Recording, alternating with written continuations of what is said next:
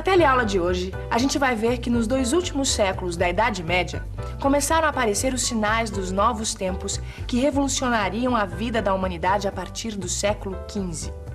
Vamos ver como os chamados descobrimentos ampliaram o espaço geográfico dos europeus.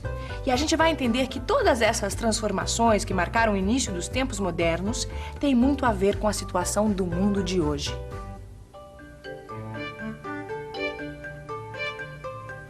As mudanças na Europa cristã do século XV foram tão grandes que acabaram produzindo uma nova época na história. Esse período a gente conhece pelo nome de Idade Moderna. Mas todas essas modificações começaram a acontecer 200 anos antes. Europa, século XIII. Os senhores feudais estão perdendo seu poder para os reis. Por isso, os estados nacionais começam a se fortalecer. A Europa ainda feudal se expande. Novas terras são colonizadas. A população aumenta. E por isso mesmo é preciso produzir mais alimentos. A Europa expande os seus domínios pelo Oceano Atlântico. No fim do século XV e no começo do século XVI, os europeus cruzam o Atlântico e chegam às terras desconhecidas por eles. É a era dos chamados descobrimentos.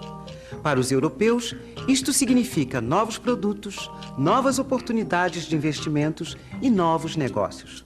Os estados nacionais ficam ainda mais fortes com a formação dos impérios coloniais. A economia mundial capitalista está prestes a nascer. Mas não era só a economia que estava se modificando. As coisas também estavam mudando no campo das ideias, inclusive na religião. No início do século XVI aconteceu a reforma religiosa. A reforma mudou o comportamento de parte dos europeus. Eles passaram a ter ideias e atitudes mais afinadas com os novos tempos. As cidades se tornaram os centros da nova cultura que surgiu na Idade Moderna. Mas as transformações não aconteceram do dia para a noite. A modernidade não atingiu todos os países da Europa ao mesmo tempo. A maior parte da população dos reinos cristãos ficou fora desse processo. A maioria dos europeus morava no campo. A Europa continuava sendo uma sociedade agrária. Nos novos tempos, ainda havia a intolerância religiosa e perseguição dos defensores de ideias diferentes. E, ao mesmo tempo, essa foi a época em que o poder militar europeu dominou na base da força e da violência as populações da África e da América. É curioso que, justo numa época de tanta violência, tenha acontecido uma grande virada no pensamento humano. Antes, os estudos estavam todos baseados na religião. E com os novos tempos, os pensadores começaram a estudar o próprio homem como ser racional superior às outras criaturas. Essa nova forma de ver o mundo ficou conhecida como humanismo. Você se lembra dessa palavra, não lembra? Claro que eu lembro que é humanismo, né, Vicente? Ah, é? É. Então vamos ver, do que se trata o humanismo? Quero só ver. Bom, ó, vamos fazer o seguinte, vamos usar essa ilustração aqui pra dar uma força pra gente. Você sabe o que esse cara tá fazendo? Bom, esse cara tá lendo, não é isso? Não. Esse cara aqui tá traduzindo obras clássicas da antiguidade, tá? Da civilização grega e da civilização romana. Senti firmeza, hein? Gostou, tá né? sabendo mesmo. Olha, isso não é nada, olha. Sabe o que eu descobri também? Que teve várias bibliotecas do Oriente que foram trazidas pra Europa naquela época. Tá certo. Pô, eu tô gostando de ver, tô Gostou? sabendo mesmo, hein? Mas, ó, eu também fiz as minhas pesquisas e descobri umas coisas interessantes. Olha só. Isso aqui é uma pintura medieval, tá certo? Certo. Agora, compara essa pintura medieval com essa outra aqui, olha. Nossa, rapaz, que diferença. Peraí, volta um pouco à anterior, ó. Eu quero ver uma coisa, peraí. Olha só, essa pintura aqui é uma coisa chapada. Volta pra outra, volta. Tá vendo? Essa pintura aqui tem profundidade. Pois exatamente, essa impressão de profundidade é justamente a marca registrada da pintura do Renascimento. Renascimento?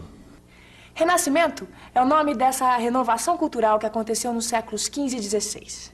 O Renascimento começou na Península Itálica, depois se espalhou por toda a Europa. Se a gente observar bem os quadros pintados no espírito do Renascimento, a gente descobre muita coisa. Por exemplo, neste quadro, aqui dá para ver uma marca do humanismo. O tema da pintura faz parte da mitologia dos antigos gregos e romanos. O uso do nu também era uma novidade para a época. Pintar figuras nuas tinha a ver com o estudo científico do corpo humano. Essa sensação de profundidade que a gente tem quando olha os quadros do Renascimento também tem a ver com a ciência. Para criar esse efeito, os pintores usavam a geometria. Essa mistura de arte e ciência define bem o espírito do Renascimento. Mas para entender bem o que isso significa, a melhor coisa é pegar um exemplo concreto. Você já deve ter ouvido falar em Leonardo da Vinci. Leonardo da Vinci é considerado a expressão máxima do Renascimento. Além de pintor, da Vinci era mecânico, anatomista, escultor, escritor e até mesmo projetista militar. Da Vinci trabalhou em várias cidades da Europa, inclusive como arquiteto. Veneza, Itália. Querida Paola, hoje eu conheci a famosa Praça de São Marco em Veneza. É linda. Você sabia que quem projetou essa praça foi o Leonardo da Vinci na época do Renascimento? Vendo coisas como essa praça feita por Da Vinci, fico imaginando como deve ter sido interessante essa época do Renascimento. E olha que não foi só no campo das artes que o Renascimento trouxe mudanças importantes. A ciência também avançou muito. Os primeiros óculos, o microscópio, o telescópio também surgiram nessa época. Foi nessa mesma época que um homem chamado Copérnico elaborou sua teoria de que a Terra era uma esfera. Outro homem importante desse período foi Galileu Galilei. Ele dizia que o cientista deve sempre comprovar na prática as suas ideias. Galileu foi perseguido pela Inquisição Católica por causa de uma teoria que hoje a gente sabe que é verdadeira. Galileu dizia que a Terra girava em torno do Sol, numa época em que todo mundo ainda achava que o Sol girava em torno da Terra. Nessa época, 3 grandes coisas revolucionaram a vida na Europa: a imprensa, a bússola e a pólvora.